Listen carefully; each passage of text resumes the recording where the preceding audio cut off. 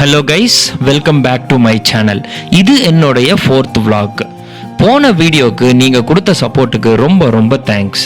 என்னுடைய மீதி வீடியோஸும் இந்த கன்னியாகுமரி சீரீஸில் பார்க்கலன்னா கண்டிப்பாக பாருங்கள். லிங்க்கை நான் டிஸ்கிரிப்ஷனில் கொடுக்குறேன். வாங்க இப்போ வீடியோக்குள்ளே போகலாம். Good morning. ஸோ இன்றைக்கி டே 4 நான் கிளம்பிட்டேன். ஆல்மோஸ்ட் எல்லாமே முடிச்சிட்டேன். And I got good visuals. Kanyakumari கிட்டத்தட்ட நிறைய பிளேசஸ் நான் கவர் பண்ணேன். இன்றைக்கி ஒரு 2-3 பிளேசஸ் இங்கேருந்து பார்த்துட்டு நேராக சென்னைக்கு கிளம்பி போக வேண்டியதுதான். மறுபடியும் இங்கேருந்து ஒரு 14 hours டிரைவு, 693 கிலோமீட்டர்ஸ் கிட்ட காட்டுது. Almost 700 kilometres. என்னுடைய லக்கேஜை பேக் பண்ணி காரில் லோட் பண்ணிவிட்டு பிரேக்ஃபாஸ்ட் சாப்பிட போயிட்டேன். இந்த 3 days எப்படி போச்சுன்னே தெரியல. நல்லா ஜாலியாகவே போச்சு. நிறைய பிளேசஸ் விசிட் பண்ணேன். ஸோ இந்த 3 daysம் பிரேக்ஃபாஸ்ட் இவங்க கொடுத்துட்றாங்க. ஸோ அந்த பிரேக்ஃபாஸ்ட்டில் ஒரே மெனு தான், பட் ஓகே, டேஸ்ட் சாப்பிட நல்லா தான் இருக்குது. இட்லி தோசை இன்றைக்கி மட்டும் ஸ்பெஷலாக கொஞ்சம் இடியாப்பம் வச்சுருந்தாங்க. நல்லா தான் இருக்கு. இந்த ஃபுல் ட்ரிப்லேயே எனக்கு ஒரு சின்ன வருத்தம். Coffee not up to the mark. அது ஒரு சின்ன வருத்தமாகவே இருக்குது. இப்போ நல்ல காஃபி சென்னையில் போய் சாப்பிட்ணும். ஸோ இந்த ட்ரிப்பில் நான் மிஸ் பண்ணதுன்னு பார்த்தீங்கன்னா, ஒன்று ஷன்விகாவை கூப்பிட்டு வந்திருக்கலாம். அவள் நல்லாவே என்ஜாய் பண்ணியிருப்பாள். செகண்ட் ஒன்று காஃபியை மிஸ் பண்ணுறேன். அந்த ஃபெரியோடைய க்யூ பார்த்தா ரொம்ப தூரம் போயிட்டு இருந்ததுங்க. நல்ல வேலை நான் ஃப்ரைடே வந்ததுனால கொஞ்சம் கம்மி ரஷ்ஷாக இருந்தது. இன்றைக்கி பார்த்தா அவ்வளோ க்யூ இருக்குது. கிட்டத்தட்ட 2 மணி நேரம் ஆகும். இப்போ கன்னியாகுமரி கடலோரத்தில் இருக்கிற ஷாப்பிங் பிளேஸ்க்கு நான் வந்திருக்கேன். இந்த கன்னியாகுமரி பஜார் தெருவில் இருக்கிற அந்த ஒவ்வொரு பொருட்களும் ரொம்பவே அழகாக புன்னகையோட நம்மள வரவேற்குது. இந்த கன்னியாகுமரியின் நினைவாக நானும் ஒரு பொருள் வாங்கணும் போது எனக்கு இந்த டேட்டூ ஷாப் கண்ணில் பட்டது. அந்த டேட்டூ ஷாப்லேயும் அவங்க நிறைய டிசைன்ஸ் ஷோ பண்ணாங்க. ஆனால் எனக்கு ஒரு டேட்டூ மட்டும் ரொம்பவே டச்சிங்காக இருந்தது. ஆக்சுவலாக நான் கன்னியாகுமரி வந்ததுனால இந்த சன்ரைஸ் சூரிய பகவானுடைய நினைவாக சன்னில் வர டேட்டூ போட்டுக்கிட்டேன். அண்ட் அதில் வர ஓம் இந்த விவேகானந்தருடைய வைப்ரேஷன் ஃபீல் பண்ணணும் அப்படின்றதுனால அந்த ஓம் சிம்பிள் நான் போடுறேன். இந்த டேட்டூ பார்க்கும்போதெல்லாம் நான் இன்னும் ரொம்ப தூரம் ட்ராவல் பண்ணணுன்ற ஃபீல் எனக்குள்ளே வரணுன்றதுக்காகவும், அந்த ஓம் சிம்பிளை பார்க்கும்போது அந்த பாசிட்டிவிட்டி ஃபீல் வரணுன்றதுக்காகவும் டேட்டூவை நான் போட்டுக்கிட்டேன். தூக்கம் வருமா? இது நல்லது. தூக்கம் வருமானு கேட்டேன். ட்ரைவ் பண்ணிட்டு போனோம் சென்னை வரையும். எனக்கு இந்த கோட்டு தாங்க ஞாபகத்துக்கு வந்தது. Pain is temporary but memories are permanent. இங்கே நான் நிறைய பொருட்கள் வாங்கினேங்க. ஒவ்வொரு பொருளும் ரொம்ப அழகாக கதை சொல்லியும் நிறைய நினைவுகள் கொடுக்குற மாதிரியும் இருந்தது.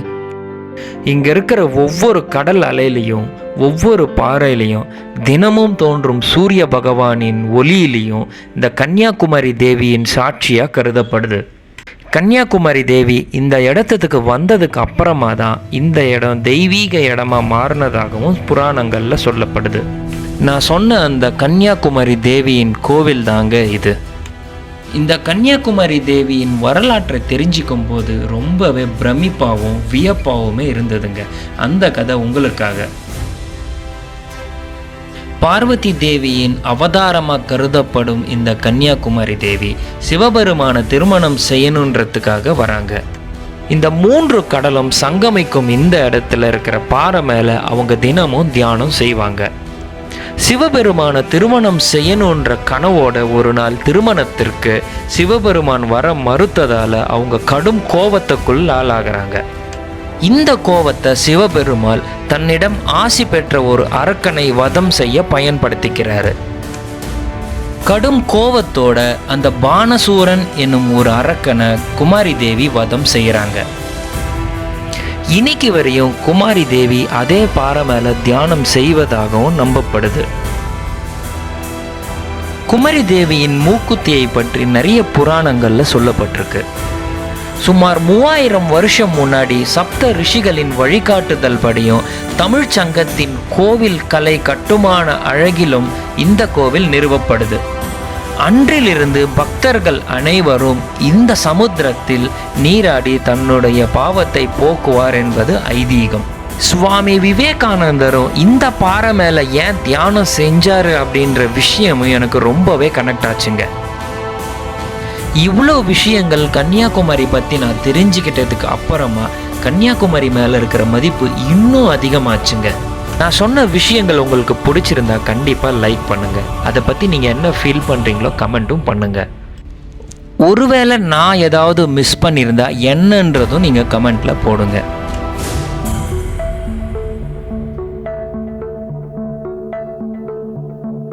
இந்த கடலோர கலை சிற்பத்திற்கு பெயர் போன கன்னியாகுமரியின் கடலோர கடையில் நான் ஒரு கீ செயின் மட்டும் ப்ரிப்பேர் பண்ணேன்.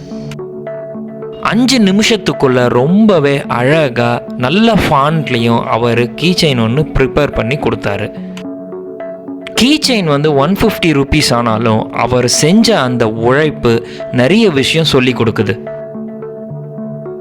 ஷன்வி அப்படின்ற பேரில் இந்த கீ செயினை நான் பண்ணேன். கீ செயின் ரொம்ப நல்லா இருக்குல்லங்க. இங்கே இருக்கிற ஷாப்பிங் ரொம்பவே சீப்பாக இருந்ததுங்க. ஆனால் எல்லா பொருளும் நான் வாங்கலை. அதுக்கப்புறமா என் கண்ணில் தென்பட்டது தான் இந்த சுனாமி நினைவு பூங்கா. 2004ஆம் ஆண்டு டிசம்பர் மாதம் 26ஆம் தேதி வந்த இந்த சுனாமி நினைவாக இந்த பூங்கா கட்டப்பட்டது. இந்த கடலோர கடையில் இருக்கிற ஒவ்வொரு கடையிலையும் பொருட்களின் விலை ரொம்பவே கம்மியாக தான் இருந்தது. மேலும் மேலும் எனக்கு தெரிஞ்சு நம்ம நெகோஷியேட் மட்டும் பண்ணாதீங்க.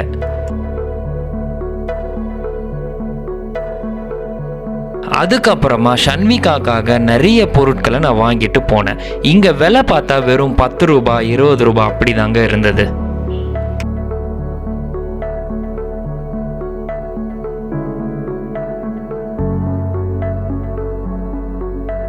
இங்க மகாத்மா காந்தி நினைவாகவும் ஒரு நினைவு மண்டபம் இருந்ததுங்க.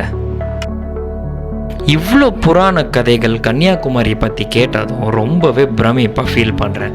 உங்களுக்கு எப்படி ஃபீல் ஆகுதோ கண்டிப்பாக கமெண்ட்டில் போடுங்க. ஸோ இந்த கன்னியாகுமரியை விட்டு பெரிய மனசு இல்லாமல் நீங்காத நினைவுகளோட கிளம்ப வேண்டிய தருணமும் வந்தாச்சு. ரொம்பவே நெருக்கமான நினைவுகள், நிறைய அனுபவங்கள் இந்த கன்னியாகுமரி, அதாவது deep end place of south India நிறையவே சொல்லி கொடுத்துருக்கு. இப்போ போயிட்டு கார் எடுத்துகிட்டு கிளம்ப வேண்டியது தான். நிறைய கார் ரொம்ப லாங்கில் விட்ருக்கேன். ஆக்சுவலாக வந்து எனக்கு வந்து 11:45க்குள்ளே இங்கேருந்து கிளம்பிடணும் அப்படின்ட்டு ஒரு சின்ன டார்கெட்டு, அவ்வளோதான். கன்னியாகுமரி விட்டு கிளம்ப வேண்டிய தருணமும் வந்துருச்சு. நிறைய புதுவிதமான விஷயங்கள், புதுவிதமான இடங்கள், இதுவரையும் நான் பார்க்காத இடம் இதெல்லாம். சின்ன வயசுலேருந்து நான் மேப்பில் மார்க் பண்ணியிருக்கேன் கன்னியாகுமரின்ட்டு, பட் இதுதான் நான் ஃபர்ஸ்ட் டைம் வர்றது. இப்போ வந்து நேராக கன்னியாகுமரி, நாகர்கோவில், திருநெல்வேலி, மதுரை, திருச்சி, விழுப்புரம், சென்னைன்ட்டு நேராக கிளம்ப வேண்டியது தான். So as much as possible எவ்வளோ டிஸ்டன்ஸ் கடக்க முடியுமோ அவ்வளோ டிஸ்டன்ஸ் கடந்து போயிடலாம் அப்படின்ட்டு பிளான் பண்ணிகிட்ருக்கேன். இதுதான் வந்து NH44 ரோடு ஸ்டார்டிங் ஆகிற இடம். ஸோ இந்த ரோடு டில் காஷ்மீர் வரையும் போகும். ஸோ பெட்ரோல் வந்து இன்னும் 60 கிலோமீட்டர்ஸ் தான் இருக்குது. தேர்ட் டைம் நான் டேங்க் ஃபில் பண்ண போகிறேன். I think third time tank fill பண்ணிவிட்டு இன்னொரு 1000 ருபீஸ்க்கு பெட்ரோல் போட்டால் போகிறோம்னு நினைக்கிறேன். More then sufficient to reach Chennai. So NHல வர ஆரம்பித்தாச்சு. ஸோ இதோட நேராக எனக்கு தெரிஞ்சு நான் திருநெல்வேலி தாண்டி ஒரு பிரேக் போடலான் இருக்கேன். ஸோ அதுவரை எங்கேயும் நிறுத்தாமல் நேராக போயிட்டே இருக்கணும்.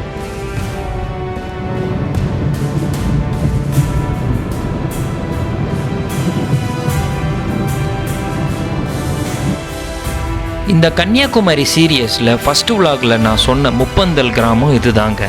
இங்கே வந்து 3000 டர்பைன்ஸ் வரையும் இருக்குது. அதை பற்றி நான் டீட்டெயில்டாக ஃபஸ்ட்டு விலாகில் சொல்லியிருக்கேன். அதையும் செக் பண்ணிக்கோங்க. அதோடைய லிங்க்கும் வந்து நான் டிஸ்கிரிப்ஷனில் கொடுக்குறேன்.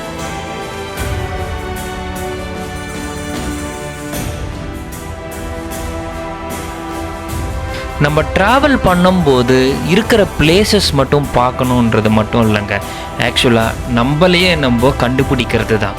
ஐ திங்க் நான் இது வந்து இன்ஸ்டாகிராமில் ஆல்ரெடி ஒரு 10 எபிசோட்ஸ் போட்டிருந்தேன், என்னை தேடி அப்படின்ற சீரியஸு. ஸோ அதோடைய கண்டினியூவேஷனை தான் இந்த ட்ராவலையும் நான் பார்க்குறேன்.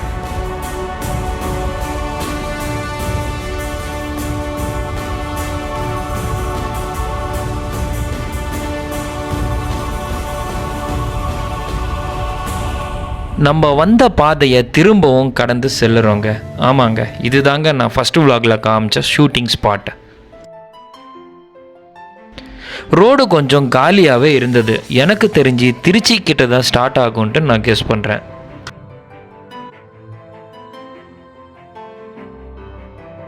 இன்னும் 578 கிலோமீட்டர்ஸ் டிரைவ் பண்ணணும். நான் லஞ்சை ஸ்கிப் பண்ணிட்டேன். ஆக்சுவலாக மதுரை தாண்டினதுக்கு அப்புறமா ஒரு சின்ன ஸ்நாக் ஷாப்பில் லைட்டாக ஸ்நாக்ஸ் மட்டும் நான் எடுத்துக்கிட்டேன்.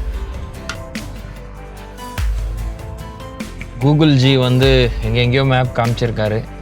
யூஸ்வலாக வர ரோட் இல்லாமல் இது வந்து நத்தம் வழியாக ஏதோ காமிச்சிருக்காரு. நானும் கம்முன்னு பார்க்காம வந்துட்டேன். பட் ரோட் நல்லா தான் இருக்குது. அந்த கடைக்காரர்கிட்ட கேட்டால் இதுதான் வந்து கெட்ட அப்படின்ற மாதிரி சொல்கிறாங்க. ரோடும் நல்லா தான் இருக்குது. ஆக்சுவலாக கொஞ்சம் ஹில் ஏரியாவில்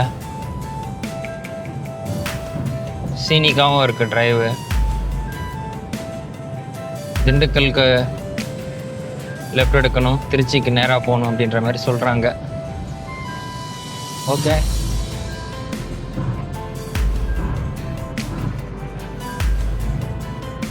தேர்ஸ்டே மார்னிங் நான் சென்னையில் கிளம்புனப்போ எனக்கு இருந்த ஃபீல் அண்ட் எக்ஸைட்மெண்ட். கொஞ்சம் கொஞ்சமாக சூரிய பகவான் தன்னுடைய கதிர்களை உள்வாங்கும் அந்த வர்ண மாயாஜாலம். கன்னியாகுமரி எல்லையில் ரொம்பவே அழகாக என்னை வெல்கம் பண்ண அந்த சூரிய அஸ்தமனம். யூடியூப்க்கு ஓப்பனிங் ஷாட் இதுதான் வைக்கணுன்ட்டு ரொம்ப நாளாக பொறுமையாக இருந்த அந்த பொறுமைக்கு கிடைத்த அந்த விஷுவல் ட்ரீட். பாறைகள் மேலே ரொம்ப அழகாக தோன்றிய இந்த விவேகானந்தர் ராக் மெமோரியல். 2000 வருஷம் வரலாற்றை சிறப்பிக்கும் வகையில் பிரம்மாண்டமாக இருந்த திருவள்ளுவர் சிலை.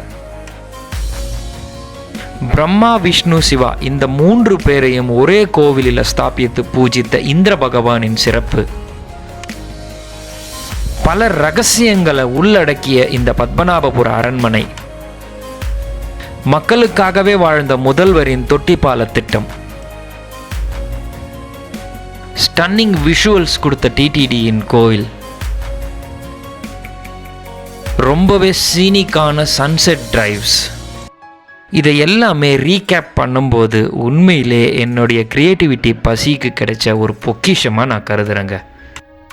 இதை பற்றி நீங்கள் என்ன ஃபீல் பண்ணுறீங்களோ இல்லை உங்களுக்கு என்ன தோணுதோ கண்டிப்பாக கமெண்ட்டில் போடுங்க. ஹே கைஸ், ஆல்மோஸ்ட் திருச்சி தாண்டிட்டேன். So far so good. 4:30 தான் ஆகுது டைமு. ஸோ திருச்சி தாண்டிட்டேன். 11:30க்கு கன்னியாகுமரியில் கரெக்டாக கிளம்புனேன். 4:30. ஸோ 5 ஹவர்ஸில் திருச்சி வந்திருக்கேன். இன்னொரு 4.5 ஹவர்ஸ் சென்னை. இங்கே கொஞ்சம் டிராஃபிக் அதிகமாகவே இருக்குது. அண்ட் திருச்சியிலேருந்தே ஸ்டார்ட் ஆகிடுச்சு. லைட்டாக மேபி சண்டேவாக இருக்கிறதுனால எல்லோரும் முடிச்சுட்டு ஊருக்கு கிளம்புறதுனால டிராஃபிக் இருக்கலாம். யூஸ்வலாக என்னுடைய இன்ஸ்டாகிராம் பிளாக்ஸ்லாம் பார்த்தீங்கன்னா ஃபுல்லாகவே ட்ராவல் ஓரியன்டாக தான் இருக்கும். பட் இந்த கன்னியாகுமரி எனக்கு ரொம்பவே ஸ்பிரிச்சுவல் எக்ஸ்பீரியன்ஸாக கொடுத்ததுங்க. கன்னியாகுமரிக்கு போகும்போது எனக்கு 14 ஹவர்ஸ் ஆச்சு. பட் கன்னியாகுமரியிலேருந்து சென்னைக்கு வர்றதுக்கு எனக்கு ஜஸ்ட் 10 ஹவர்ஸ் தாங்க ஆச்சு. நான் மேக்ஸிமம் டிஸ்டன்ஸ் கவர் பண்ணணுன்றது மட்டும்தான் இருந்தேன். அதனால நான் கொஞ்சம் சீக்கிரமாக வந்துட்டேன். பட் செங்கல்பட்டுக்கிட்ட டிராஃபிக் இருந்ததுனால அதுவும் ஒரு 1 ஹவர் லேட் ஆச்சு. இல்லைனா நான் 9 ஹவர்ஸ்லேயே வந்து ரீச் ஆகிருப்பேன். கன்னியாகுமரியிலேருந்து சென்னை வந்து ரீச் ஆயாச்சு. பட் இன்னும் வந்து கன்னியாகுமரியில் இருக்கிற மாதிரியே ஒரு ஃபீலுங்க. ஆனால் நிறைய நினைவுகளும் நிறைய அனுபவங்களும் நான் சுமந்து வந்துட்டுருக்கேன். வீட்டுக்கு போயிட்டு நல்லா தூங்கிட்டு நாளைக்கு காலையில் ஃப்ரெஷ்ஷாக ஆஃபீஸில் போய் உக்காந்துடணுங்க. என்னுடைய ட்ராவல் டைம் மட்டுமே வந்துட்டு 28 ஹவர்ஸ். ஸோ 1.1 டே ஃபுல்லாகவே நான் ட்ராவலில் இருந்திருக்கேன். அண்ட் ஃபியூவல் எக்கானமி வந்து 12 கிலோமீட்டர்ஸ் கொடுத்துருக்கு. சேஃப்டி வந்து 9.9, டிரைவிங்கோடைய இது வந்து 9.2. அண்ட் ஆவரேஜ் ஸ்பீடு வந்து நான் 54. மேக்ஸிமம் யூஸ் பண்ணது வந்து 6th கீரு. என்னுடைய டாப் ஸ்பீடு பார்த்தீங்கன்னா 150.98. ஸோ ஆக்சிலரேஷன் வந்து நான் 9.1 ரேட்டிங்கில் கரெக்டாக கொடுத்துருக்கேன். ப்ராப்பர் கியர் யூசேஜ் வந்து 8.9 கொடுத்துருக்கு. ஸோ ஓவரால் ரேட்டிங் வந்து 9.2 அவுட் ஆஃப் 10. ஸோ இதுதான் என்னுடைய ட்ரிப் டீட்டெயில்ஸ்.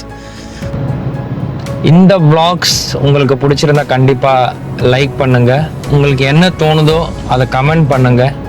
உங்களுடைய ட்ராவல் பட்டீஸ்க்கு எல்லாருக்கும் இந்த லிங்க்கை ஷேர் பண்ணுங்கள். மறக்காமல் சப்ஸ்கிரைப் பண்ணுங்கள். தேங்க்யூ. நெக்ஸ்ட்டு சீரியஸில் நெக்ஸ்ட் பிளேஸில் நான் உங்களை மீட் பண்ணுறேன். until then, bye bye.